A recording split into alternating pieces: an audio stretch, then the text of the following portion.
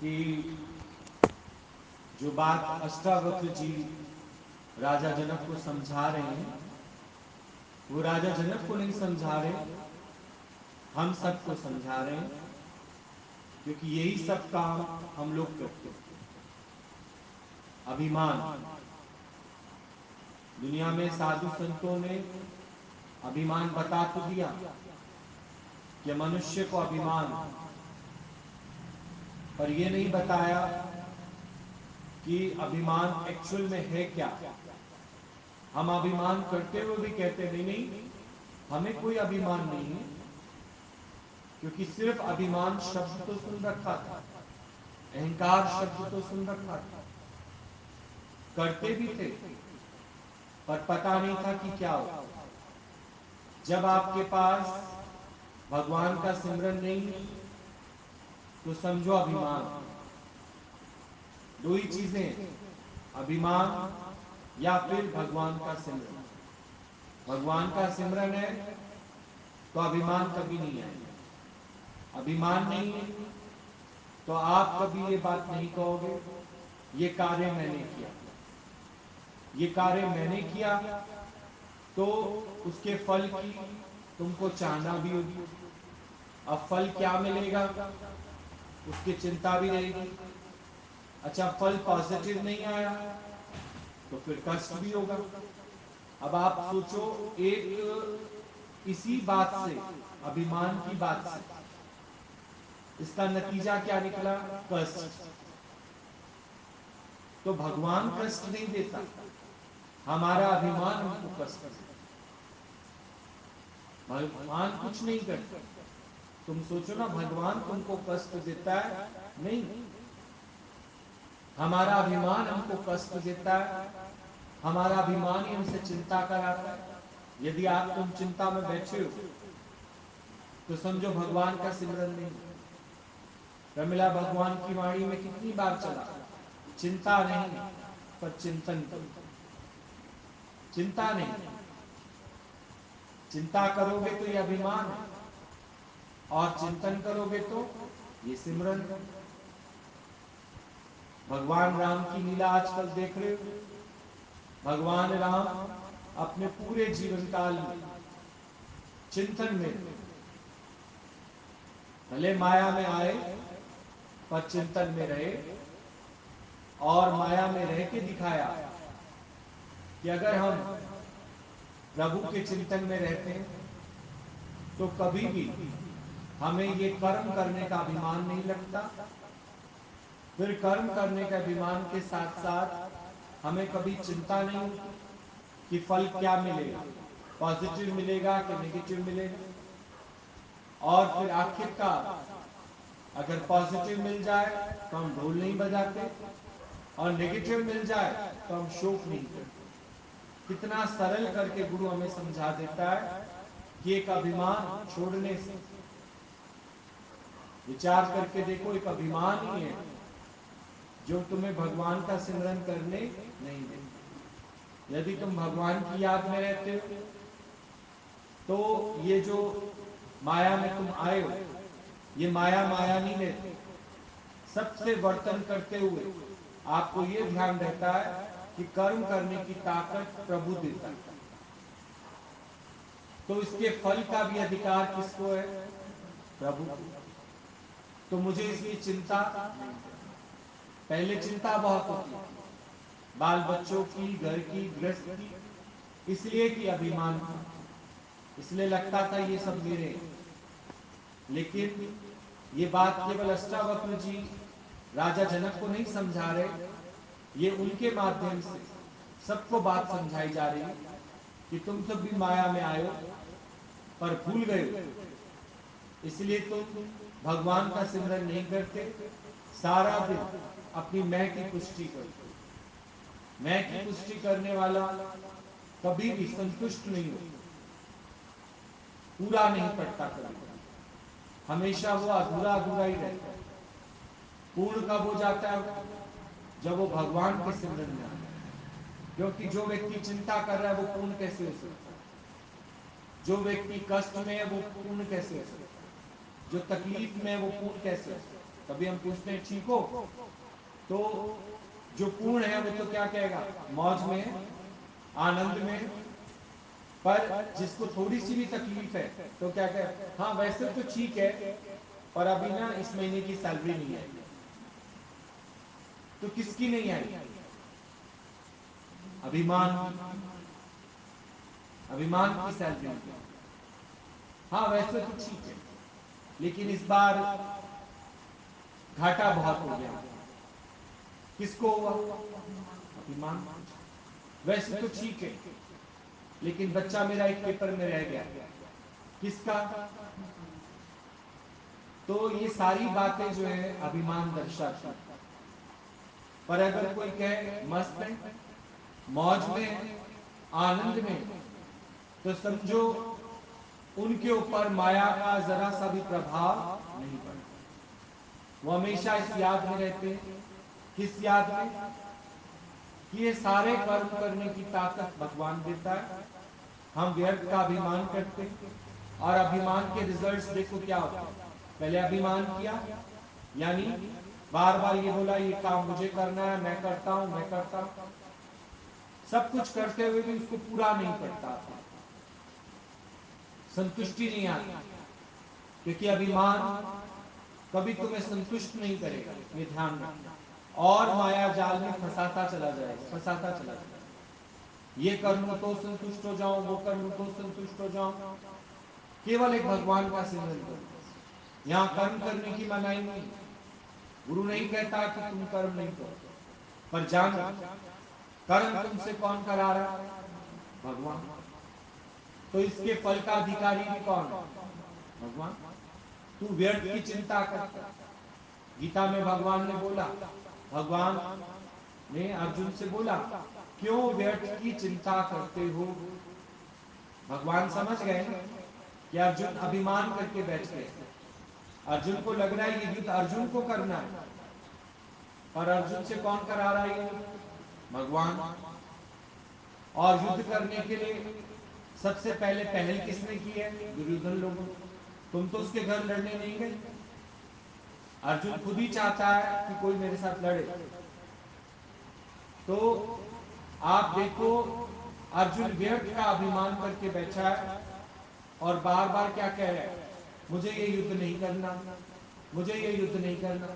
तो भगवान ने एक ही बात पूछी उससे, अर्जुन तुम भगवान का सिमरन क्यों नहीं करते? बोला वो क्या होता है भगवान का सिमरन?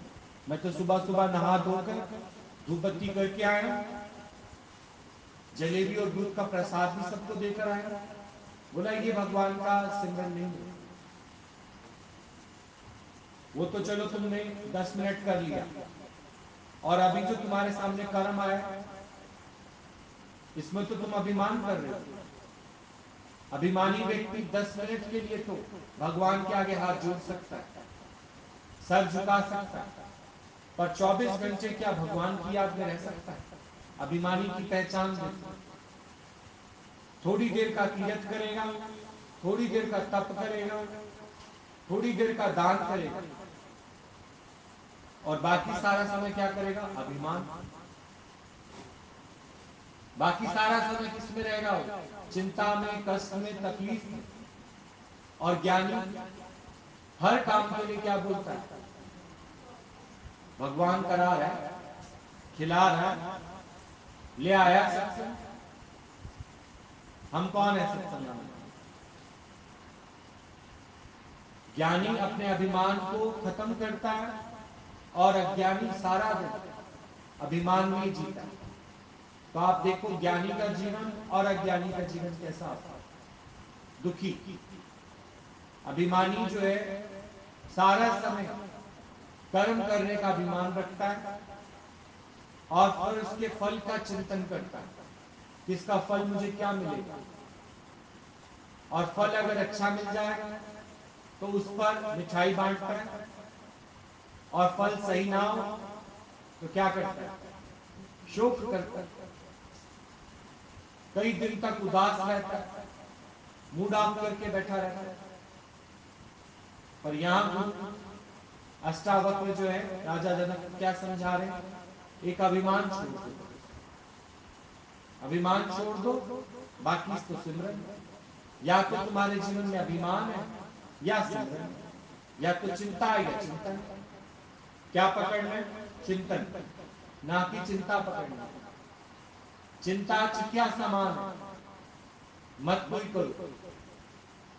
चिंता जो है जीते जी जलाती नहीं, और चिता मरने के बाद जलाती। एक बिंदी का ही फर्क है। कितनी बार प्रमिला भगवान ने इस वाणी को बार बार सरल करके स्पष्ट करके समझाया। चिंता और चिता, चिंता अभिमानी को है, चिता उसी की बनी। मरता कौन है? अभिमानी। ज्ञानी कहता है ना मैं आता हूं ना जाता हूं, मैंने कुछ किया ही नहीं, मैं केवल साक्षी और दृष्टा होकर केवल इस जीवन लीला को देखता हूं, मैं इसमें कुछ करता नहीं। भगवान की कृपा से हो जाता है, भगवान करा लेता है, मैं क्या करता हूं? मैं तो कुछ नहीं करता। तो अभिमान रहित हो जाता है, निरभिमानी हो जाता है। अभी तुमसे पूछा जाए कोई भी बात, तो तुम उसके अंदर पता नहीं कितनी सारी बातें बताओगे, ये हुआ, ऐसा हुआ, वैसा हुआ। तो ये सारा अभिमान है। मैं इतना सा भी सोचता हूं, अभिमान। गुरु नानक देव जी ने बोला, सोचा सोचना हो, जे सोचे लखवा, छुपा चुप ना होए, जो लाए रहा लिपटा। कि आप बाहर से चुप है, उसके चुप होने से क्या होता है? कई साधु संतों को नहीं देखा आपने? मौन रखा, मौन। हमने खुद देखा है, मौन रखा है। अब मौन पर यदि कोई उसने कर्म देख लिया तो कैसे क्या? और अंदर से तो बोल रहा है ना, मौन कहां से होनी चाहिए? अंदर से, कि सब काम परमात्मा की मर्जी से हो रहा, मौन हो जाओ। मौन अंदर से होना, बाहर से नहीं। अंदर से जान लो, शांति अंदर में काम करती है, बाहर से नहीं काम करती। अंदर से शांत हो जाओ। अंदर से तो हमारे विचार चलते रहते, और बाहर से हम मौन होने का नाटक करते। मौन है और अंदर में कितने विचार भरते।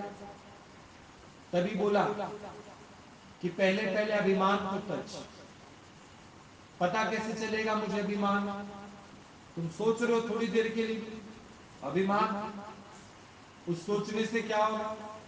तुम्हें लगेगा वो काम तुम्हें करना है, ये काम कैसे होगा, कब होगा, कितनी देर होगी इस काम के अंदर। सोच बढ़ेगी तुम्हारी। सोच बढ़ने से तुम्हें फिर फल की चिंता होगी। भी आज जा रहे हैं, पता नहीं काम होता है कि नहीं होता। आशंका, जैसे सुनैना माता आशंका रख रही थी, खड़ी किसके सामने है? भगवान के सामने। अभिमान कर रही है, पता नहीं ये धनुष टूटता भी है कि नहीं टूटता। मेरी बेटी, तू कहां से ले आई? तू कहां से ले आई? तेरी बेटी सीता घर बिन ब्याही रह जाएगी, तू कहां से ले आई? ये सारा क्या है? अभिमान। और राजा जनक क्या कह रहे हैं? खड़ी भगवान के सामने और आशंका कर रही, आई हो भगवान के कार्य से, और आशंका कर रही। क्यों भाई? तुम्हारा भगवान के सामने खड़े होने से फायदा क्या होगा? किसी ने अगर 1 महीना भी सत्संग सुना है और उसके बाद अगर थोड़ा भी सोचता है, थोड़ी भी चिंता करता है, तो मुझे लगता है उसने आत्मज्ञान सुना ही नहीं, ब्रह्म ज्ञान सुना ही नहीं। कुछ भी नहीं सोचना, कुछ विचार नहीं करना। सोचना अब क्या समझना, तुम्ही पर।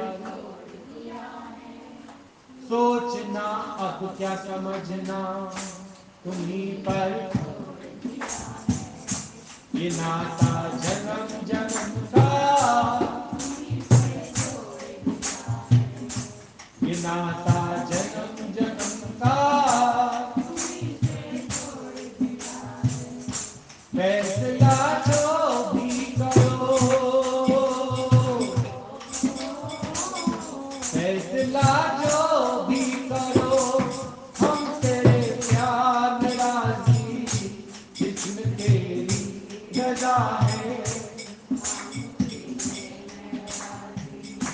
जिसमें तेरी रजा है।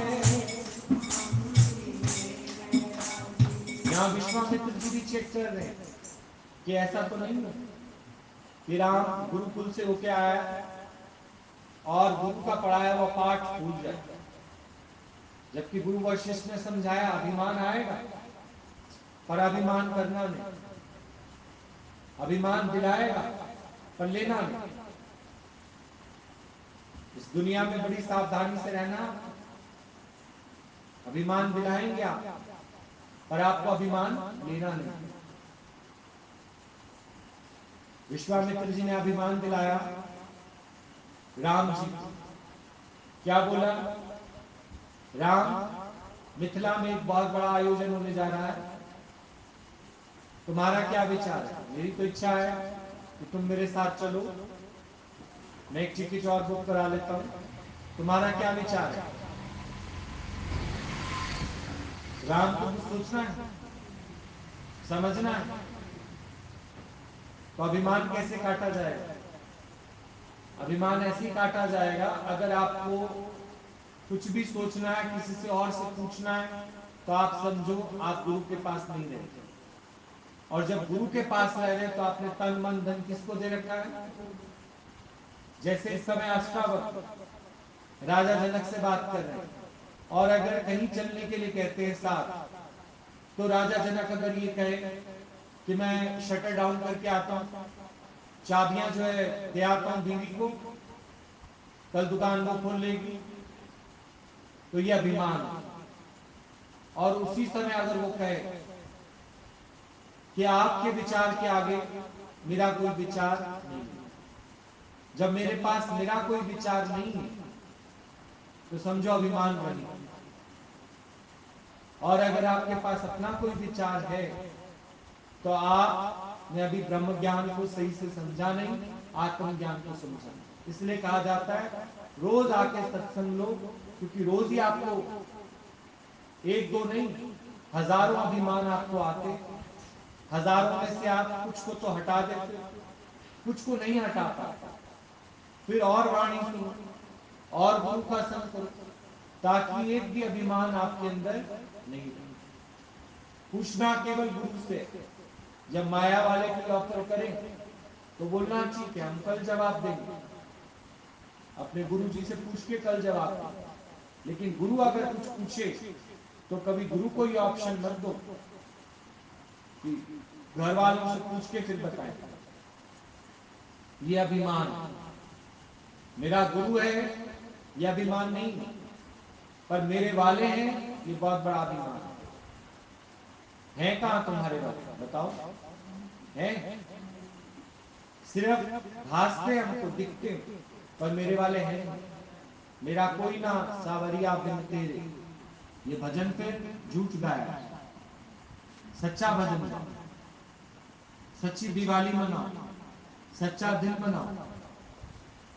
गुरु बिन अपना नाही होर, गुरु बिन अपना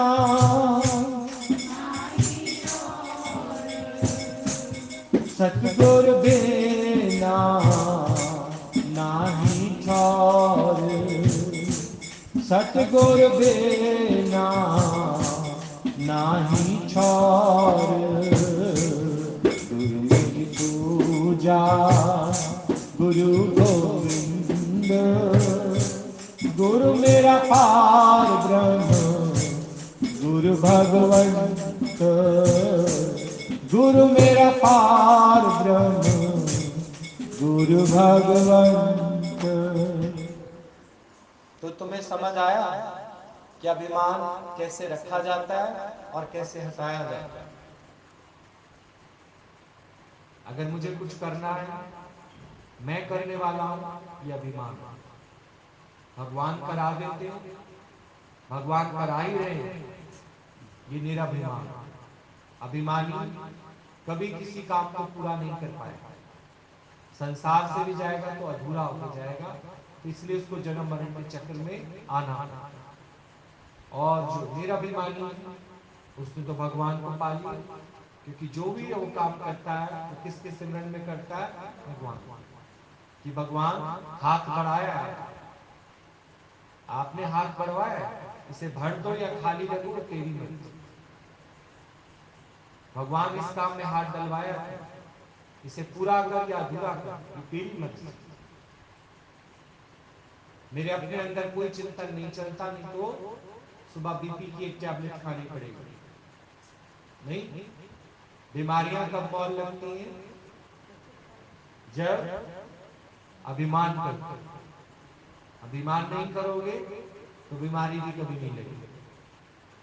भगवान रिश्ता भेजा है, तू हाँ करवा या ना करवा, तू हाँ कर या ना कर, तू हाँ कर या ना कर, तू है मेरे भगवन, तुम हो मेरे भगवन, तुम भगवान, तुम हाँ करो या ना करो।